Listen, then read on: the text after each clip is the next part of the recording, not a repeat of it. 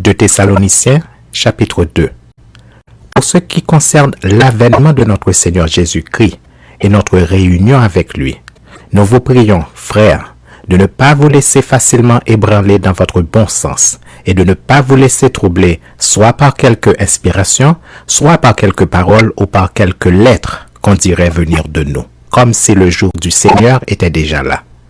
Que personne ne vous séduise d'aucune manière, car il faut que l'apostasie soit arrivée auparavant et qu'on ait vu paraître l'homme du péché, le fils de la perdition, l'adversaire qui s'élève au-dessus de tout ce que l'on appelle Dieu ou de ce qu'on adore, jusqu'à s'asseoir dans le temple de Dieu, se proclamant lui-même Dieu.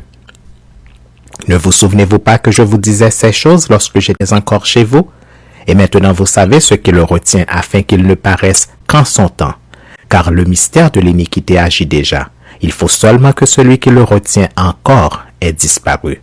Et alors paraîtra l'impie que le Seigneur Jésus détruira par le souffle de sa bouche et qu'il anéantira par l'éclat de son avènement.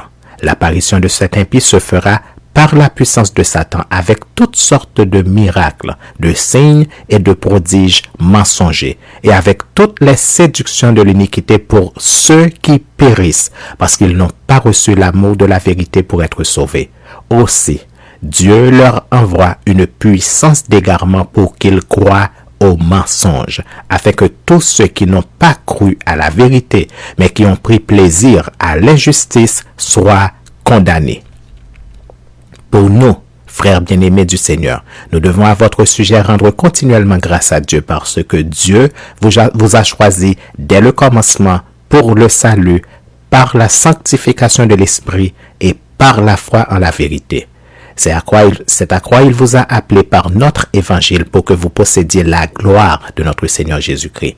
Ainsi donc, frères, demeurez fermes et retenez les instructions que vous avez reçues, soit par notre parole, soit par notre lettre. Que notre Seigneur Jésus-Christ lui-même et Dieu notre Père qui nous a aimés et qui nous a donné par sa grâce une consolation éternelle et une bonne espérance, console vos cœurs et vous affermisse en toute bonne œuvre et en toute bonne parole.